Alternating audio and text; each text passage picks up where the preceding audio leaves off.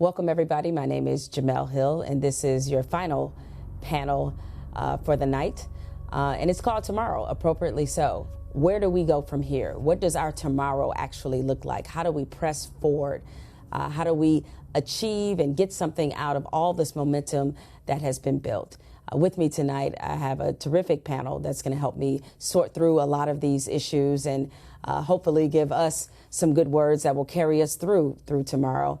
I'd like to introduce first Baratunde Thurston, who is a comedian who hosts a show on Instagram live on lockdown, also is an activist and a writer. Speaking of writer, we also have another one in our midst, Kimberly Jones, who is an activist and writer as well. And you may have seen her recently because of a commentary she did on racism that went viral, that millions of people have seen, and many have called the best breakdown of racism that they've ever seen. A very deserved compliment and not hyperbole. And finally, last but not least, we have Andrew Hawkins, a former NFL player. And before Colin Kaepernick started his protest in 2016, Andrew Hawkins called attention to the murders of Tamir Rice and also John Crawford. Thank you all for joining me this evening. I'd like to open this up to the entire panel, our very first question. And I'll start with you, Baratunde. What does a future without racism to you look like? Oh, thank you. I'm so used to getting asked, how do you feel? And that answer is terrible. I'm exhausted and I'm angry and I'm terrible. So what does a future without racism look like? It looks prosperous. It looks like resources allocated in a just fashion. It looks like us being able to face a challenge like the climate crisis with the full capacity of our society with us, because we have literally unlocked them from behind the cages where we put too many and made them be part of the solution. Justice is delicious, yo. What does it look like for you, Kimberly? I love that he started with the word prosperous, because that is exactly how I see it as well. I'm looking at a place where we finally, being Black people who have been the architects of cool, that we're finally getting our just due, and not because someone is handing it to us, just because in its natural state it is happening organically, and that there are no roadblocks to block us from getting what we earn. And I definitely want to see more of my brothers free and able to prosper and living without fear. Hawk? It's just due. I mean, that's the word that comes to my mind. I mean, I have an 8-year-old son and twin 5-year-old daughters, and, you know, they're young and don't understand all these things, and everything I teach them about working hard and everything will come to them. You have just due. It's a fair market. It's competitive. I'm an athlete. I appreciate that. And I think when you have that, the amount of creativity we have as a people, the source of energy and love and, you know, just kind of shaping the culture in America, that's what no racism looks like. Look, I'm older than I look, so I'm older enough to remember when similar conversations were had with Rodney King. We've seen points and flecks in our history where these conversations have started, but they've never been able to be sustained. And certainly I don't remember a conversation quite like this one. So how do we take all of what's happening now and use it in a way for advancement? For me, a big chunk of that is going to come down to economics. A lot of what happens in our community and our culture is based on lack of economics. You know, we have brothers who are sitting in jail right now because they can't pay a very small bond for a minimal crime, and they've been in there for over a year. So we're going to have to look at how we need to allocate the wealth in our communities and how we need to work on expanding the Black dollar in our communities so that we can attack all of the issues that are facing us, whether that's healthcare, education, the prison system. So I think that needs to be the primary focus, because beyond voting, we need to lobby. We need to make sure that we're getting these laws changed and that things are looking the way we see them as a collective. Hawk, you have seen how the NFL in particular has suddenly evolved on this issue. And it's not just really the NFL. Companies all of a sudden want to have conversations about social justice and racism and all the issues that most of us have been bringing up for years. Is that something that we can trust and use to capitulate this movement forward?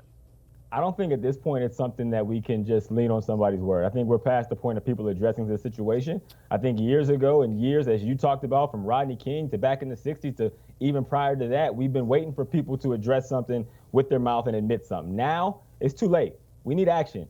Like, we don't believe anything anybody says. We want to see things being put forth in action. With the NFL and every other company, like, what does your black executive team look like? What does your board of directors look like? What do your hiring practices look like? Press releases are fine, but furthermore, we need action.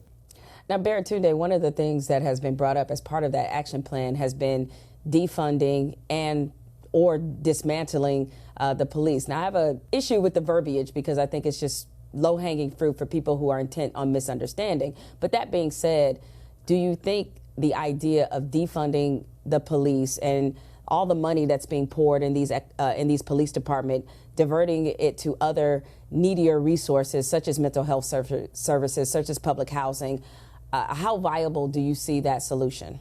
I think it's the only way forward. I think if we look at the history of policing in this country, it was not designed for public health and safety. It was designed for population control.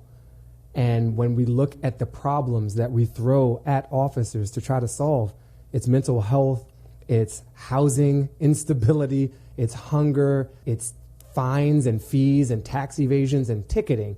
Do all those require an up-armored man with a gun and no accountability?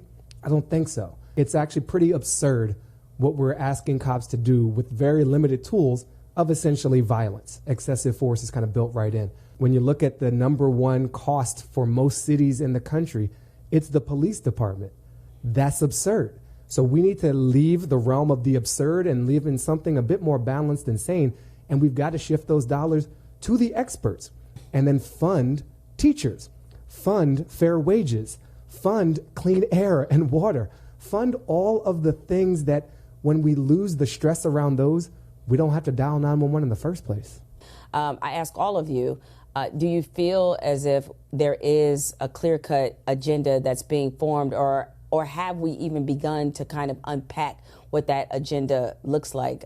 Kimberly, why don't you chime in on that first? We're talking about a 500-year system of institutionalized racism that has just morphed itself into a new look every couple decades. It's going to take the white community to be prepared to grapple with and sit in what they have done and the benefits that they continue to receive based on that history, because this is not a black problem that they need to empathize with. This is a white problem that they need to fix. And so they need to be just as heavily involved in the repair of this system as we are. And I don't know about you guys, but I've had more conversations with white people this week or in the last week or so about race.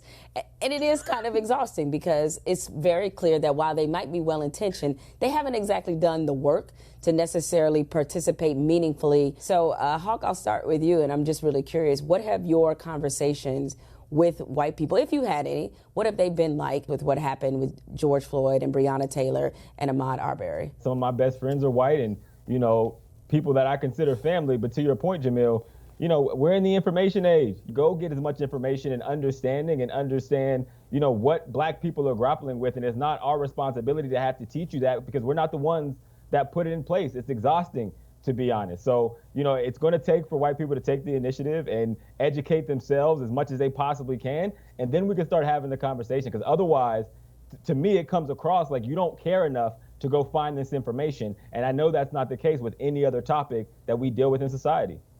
And to all the white people who may eventually watch this or are watching this, no kente cloth, please. Baratunde, what have your conversations with white folks been like since all of this started? I put myself in a position. I literally wrote a book called How to Be Black.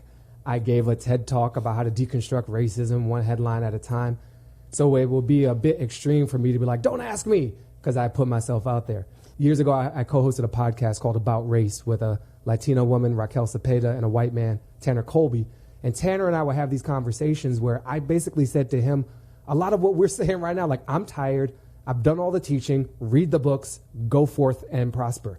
And he's like, listen, Baratunde, if you leave it to white people alone, we will mess this up. So there is an honesty there that unguided, there's a chance for this to go off the rails. And I think there are people who've positioned themselves, there's folks, it's their whole business.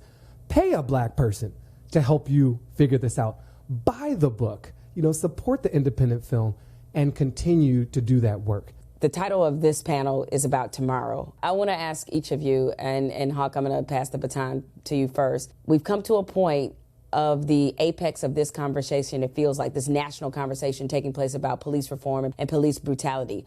What can't we leave this discussion without having this settled or agreed to, in your opinion? What should be the ask? My thing is believe black people. Believe their experiences. When we tell you that this is what we've dealt with since the beginning of time, and that every black person that's been born in America, whether they're born affluent, whether they're born in the toughest neighborhoods, whether they're born food insecure, they went to the best schools, the experiences are the same. It shouldn't take us protesting in the streets of every major city in the United States for people to sit back and say like, oh, maybe you're telling the truth, right? Believe your American citizens, the black people and their experiences, then we can start to talk about what real change looks like. Baratunde, what do you feel is the major ask that we need to get accomplished out of this conversation?